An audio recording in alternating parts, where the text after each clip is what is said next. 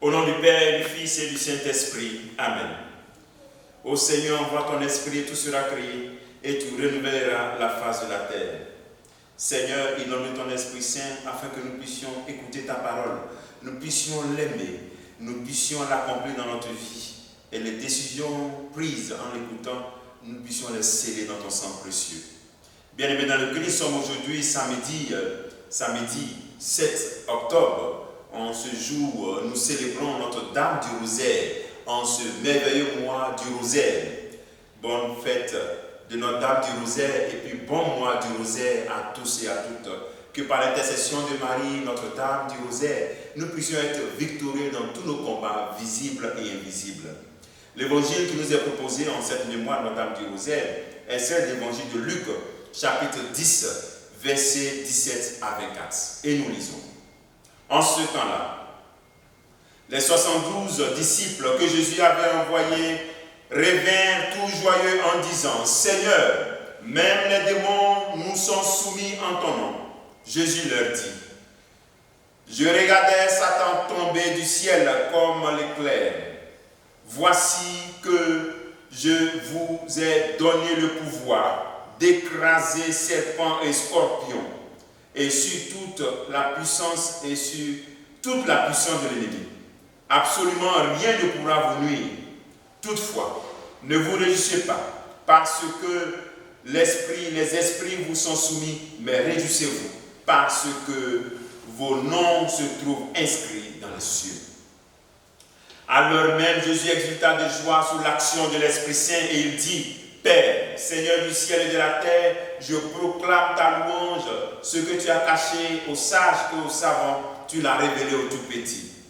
Père, lui, tu l'as voulu ainsi dans ta bienveillance. Tout m'a été remis par mon Père. Personne ne connaît qui est le Fils sinon le Père. Et personne ne connaît qui est le Père sinon le Fils. Et celui à qui le Fils veut le révéler. Puis il se tourna vers les disciples et leur dit en particulier, « Heureux les yeux qui voient ce que vous voyez, car je vous le déclare. Beaucoup de prophètes et de rois ont voulu voir ce que vous-même voyez et ne l'ont pas vu, entendre ce que vous entendez et ne l'ont pas entendu. » Acclamons la parole de Dieu. Louange à toi, Seigneur Jésus. Il est beau de voir les disciples, les 72 qui reviennent, rendre compte de cette belle mission où ils ont été victorieux. Après ce temps de mission pastorale, ils reviennent, rendent compte. Alors, c'est un appel à savoir rendre compte. Rendre compte, parce que étant chrétien, étant sur cette terre, nous avons une mission. Il faut de temps en temps venir rendre compte à Dieu de la mission qu'il t'a confiée sur cette terre. Chacun de nous a une mission sur cette terre. Revenir rendre compte. Revenir rendre compte pour partager les joies et les peines avec celui qui nous a envoyé Jésus-Christ. Et c'est ce que les disciples sont en train de faire. C'est le sens de la retraite annuelle. La retraite annuelle dans le silence. Tout chrétien doit avoir un temps de retraite annuelle dans le silence. Et dans chaque état de notre vie, il faut s'imposer ce moment-là. Étant prêtre, étant religieux, étant marié, étant célibataire, étant veuf, étant veuve. Dans tous les cas, trouver chaque année un temps de retraite. Je ne parle pas de temps de retraite de délivrance, d'évangélisation, non. Un temps de retraite silencieux. Même s'il n'y a personne pour te prêcher, toi-même tu te retires un temps pour rendre compte à Dieu. C'est de ça qu'il s'agit. Mais pourquoi avoir ce temps-là? Pourquoi? Parce que Dieu t'a envoyé dans tous nos états, dans toute notre vocation, nous sommes envoyés. Et quand on t'envoie, il faut revenir rendre compte à celui qui t'a envoyé. Donc, une fois par an au moins, trouve ce temps. Parce que quand on ne trouve pas ce temps, nous tombons dans la monotonie, dans la répétition, donc, et on s'installe dans les situations peut-être que Dieu n'aime pas. Ce compte rendu dans la retraite, c'est un compte rendu très important comme les apôtres.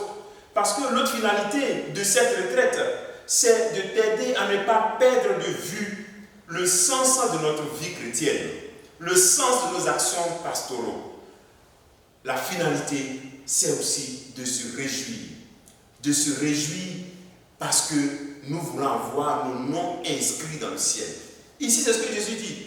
Réjouissez-vous, non pas parce que vous arrivez à chasser les esprits, non, c'est pas à cause de ça seulement, mais parce que à travers cette activité, vos noms sont inscrits.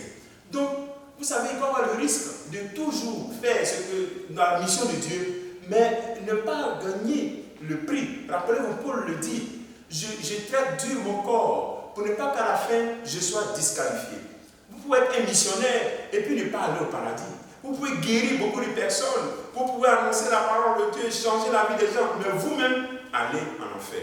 Alors donc cette retraite t'amène à te rendre compte que il y a la mission, mais en même temps, il y a mon âme. Je dois prendre soin de mon âme. Quels que soient les charismes que j'ai, quels que soient les dons que Dieu m'a donnés, il faut que aussi que dans l'exécution de ces dons-là, il faut que je sauve aussi mon âme. Mais comment te rappeler de cela quand tu reviens une fois par an à voir ton plan de retraite pour rendre compte à Dieu? Donc ta régularité dans cette retraite t'aidera aussi donc à prendre soin de ton âme, car Satan peut utiliser même tes dons, tes charismes pour te perdre, parce que tu vas devenir orgueilleux et tu ne vas pas prendre soin de ton âme. Alors donc mon frère, ma soeur, demandons au Seigneur cette grâce de savoir aussi nous retirer et venir lui rendre compte. Alors ce que nous voyons, c'est des raisons pour bénir Dieu. Regardez la prière de Christ.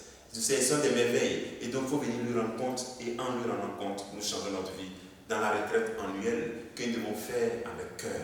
Que le Seigneur te bénisse, que bénisse tous en ce jour. Et le travail que tu vas faire aujourd'hui, c'est de, si tu n'as pas fait une retraite cette année, prends le temps de faire une retraite.